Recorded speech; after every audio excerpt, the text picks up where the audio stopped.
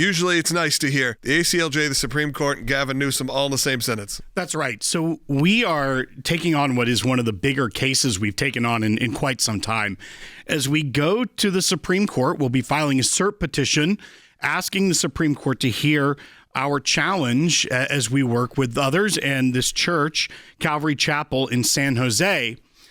As the Newsom regime in California is still trying to get $1.2 million in fines against this church under COVID restrictions.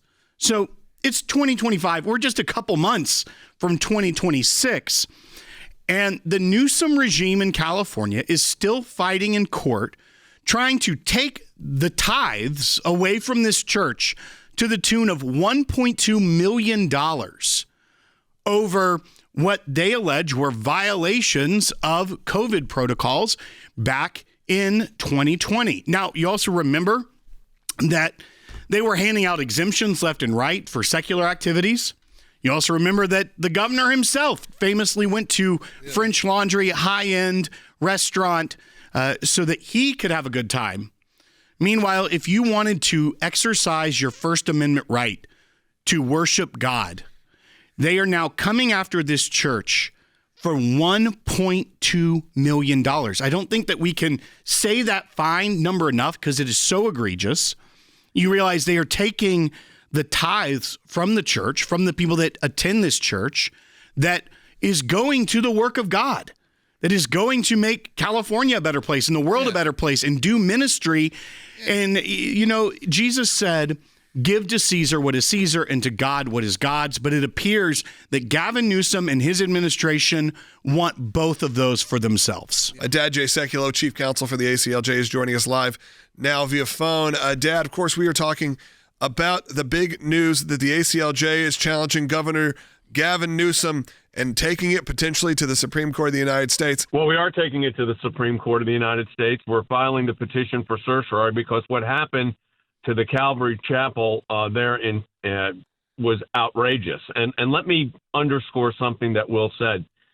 There were all these exemptions that were given by Gavin Newsom in the state of California for retail stores. He had his famous dinner. Casinos were allowed to open, but churches had restrictions that made absolutely no sense. They were ultimately held to be unconstitutional.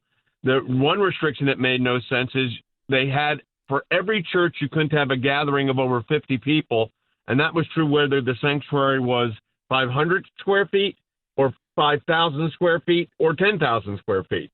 So none of it made sense. The courts in California, and even some of the California courts, and ultimately the Supreme Court, declared most of those restrictions unconstitutional. And the ones they did find unconstitutional were the ones that were applied to our client, the Calvary Chapel. Now you've got $1.2 million of fines being imposed on a church after the order was declared unconstitutional. I want everybody to think about this for a moment. The political machine in California, the Attorney General and the Governor, Gavin Newsom and then the Attorney General, believe that they can enforce fines on a church that's in a case where those violations were held to be not applicable because they were unconstitutionally vague. Yet California doesn't stop. So we are asking the Supreme Court to take the case. Look, anytime you ask the Supreme Court to take a case, it's an uphill battle, but the facts of this case are very, very strong. So our Supreme Court team is very active right now. The ramifications are very, very serious. This disproportionate treatment that was leveled at churches by the Gavin Newsom administration were held to be unconstitutional, yet, as Will said, and you, Logan, were talking about, they've continued to enforce or try to enforce and collect these fines. And these fines, as you all said, are coming from the tithes of the church. And that's another thing. Think about that for a moment. I want you to envision the church's checkbook with a debit of $1.2 million going to the state of California because the state of California said that the members of the church and the church leadership violated an order which was held to be unconstitutional, yet they are asserting fines. That's what this case is about. Well, and I think that this case also it is ironic at the time where Gavin Newsom is obviously trying to raise his public profile, toying with the idea of after the midterms announcing he's running for president, as well as pushing this no kings kind of idea that you're seeing in the left and the Democrat Party. Meanwhile, we're almost to 2026. And with hindsight and everything, the fact that they are still trying to collect the fines, it's almost one thing if they put that in place, then they listen to the courts because of the rulings on and many of these restrictions, and then said, you know what, we're beyond that, we're past it, we're not going to still try and collect this $1.2 million from this church. But instead, they have fought it at every level of the state system, which is the entire reason we are now having to go to the United States Supreme Court to seek relief in this, because the Gavin Newsom administration and those that are in the California Department of Justice are still thinking that this is what represents California to move forward and try to collect this excessive fine against a church for something back in 2020. When so much has changed and so much of the fines and the structure of those orders were ruled unconstitutional. That's really the biggest part of this, is that the state of California is so bent on getting this money out of the church, from the donors of that church to the coffers of the state of California, to think about this, that they are willing to fight us at the Supreme Court and fight us all the way to get money for an order that was held unconstitutional. So this is exactly what you're dealing with in Gavin Newsom. You know, they had these No Kings rally. They're the ones that act like a monarchy. And I'm going to take it one step further here.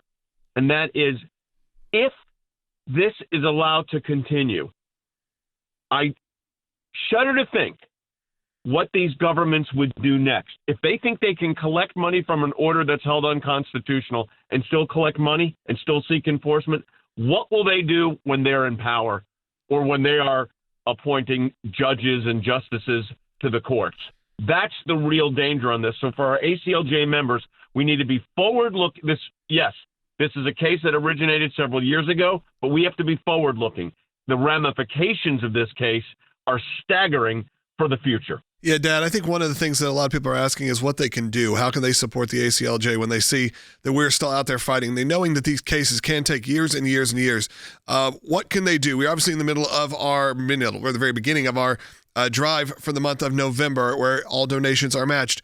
But what can people do to get involved in making sure they are staying engaged in what we're doing? Well, number one, pray for us, pray for our team, pray for the legal team, pray for the media team who brings you this information, and pray for the Supreme Court.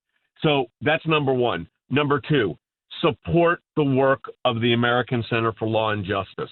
As Logan said, we're on Matching Freedom Drive. You talk about freedom. This is the ultimate freedom: the freedom of worship, the freedom of assembly, the freedom of speech, the freedom to be free from government interference in the affairs of religious organizations.